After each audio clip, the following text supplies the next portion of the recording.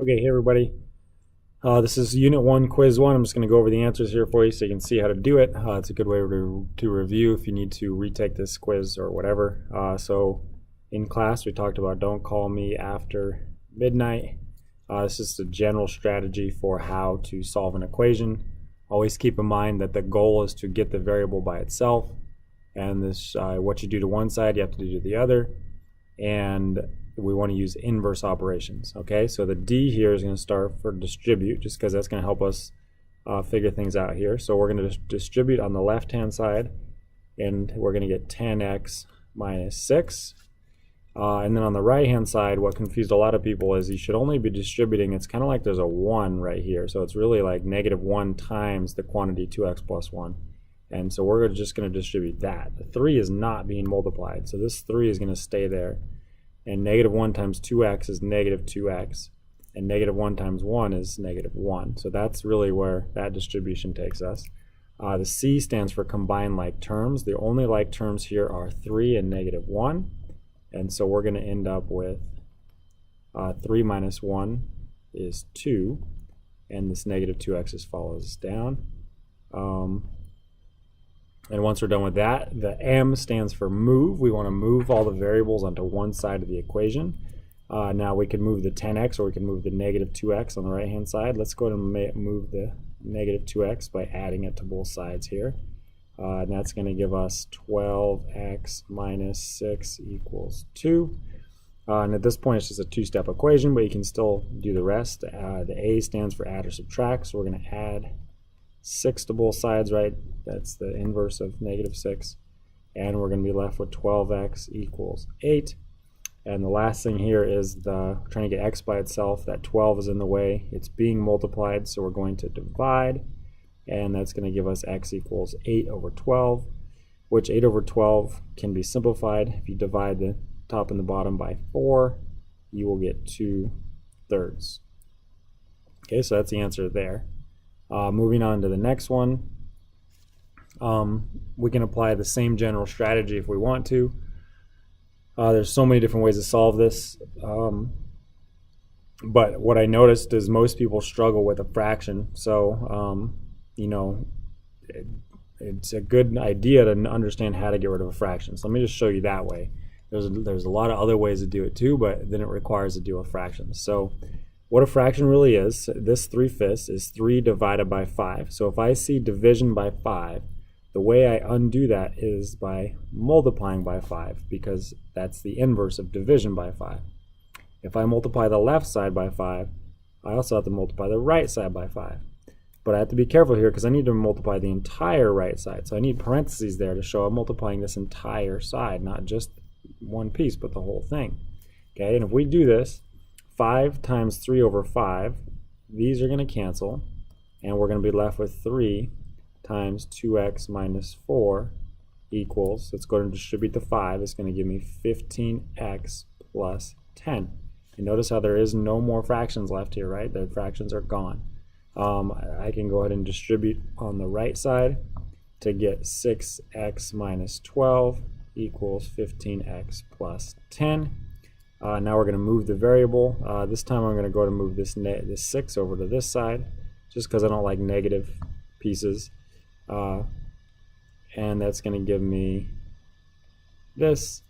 Then we're going to move the 10. And we're going to get negative 22 equals 9x. And lastly, we're going to move the 9 by dividing by 9, since it's being multiplied right now. And so our final answer here is negative 22 over 9. Alright, so again, there's a bunch of different ways I could have solved this. So just because you did it differently doesn't mean it's wrong, but we should eventually all arrive at the same answer of negative 22 over 9.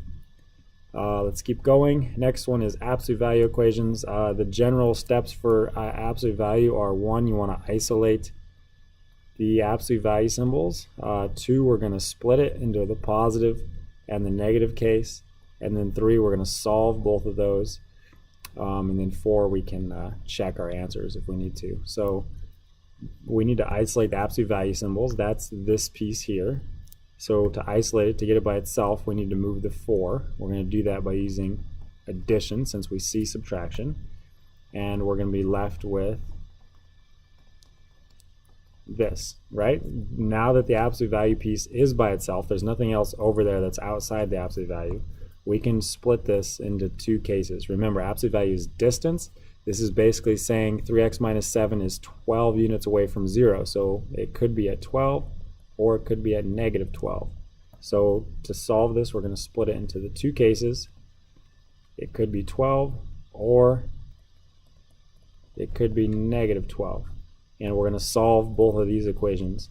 Okay, so we'll start with this one. We're going to add 7 to both sides, and we're going to get 3x equals 19. And then to get rid of the 3, we're going to divide both sides by 3, and we're going to get x equals 19 over 3. Okay, so that's one of the answers. We take the same steps here. We're going to add 7. Same steps, different results here, right? Because negative 12 plus 7 is negative 5. And then divide by 3, and we will have x equals negative 5 thirds. Okay, so two answers, 19 thirds, negative 5 thirds. You could check these by plugging them back in. In this case, we don't need to. All right, next one, solve for y. Remember, if it says solve for y, that means we want to isolate y, right? We got to get y by itself. So we look at this and we're like, here's y. Y is not by itself. Well, there's a 2x and there's a negative 3. So we need to move these things. Okay, so we want to start with our addition and subtraction piece. We're going to move that, and we're going to get negative 3y equals 5 minus 2x. We cannot combine the 5 and the 2x because they are not like terms. So we have to write 5 minus 2x. And then we divide by negative 3 on both sides. Those will cancel here. We'll be left with y equals 5 minus 2x over negative 3.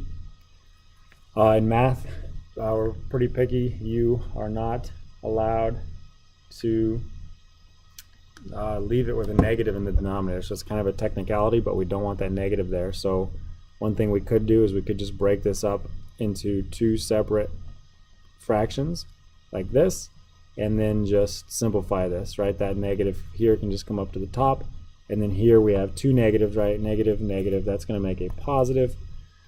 That's going to make a positive 2x over 3, and you could leave it like that, or if you wanted to, you could even write it, since they have the same denominator, you could write it like this, right? Either of these is fine. Okay, so on to page 2, the back side here. For number 5, we're being asked to solve and graph. So solving here is the exact same thing. We're trying to get x by itself. The biggest difference with inequalities is if you divide or multiply by a negative, you need to flip the inequality symbol. So on the first step, that's not an issue.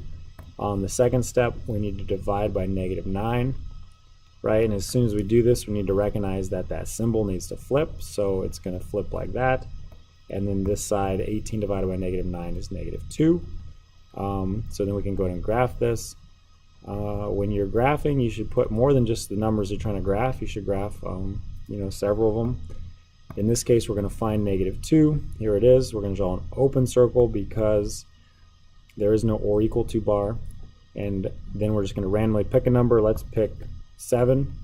Is 7 less than negative 2? The answer is no. So we do not want to shade on the side of 7, right? So 7 is over here somewhere, right? We do not want to shade towards 7. We want to shade away from 7, so we're going to shade that way.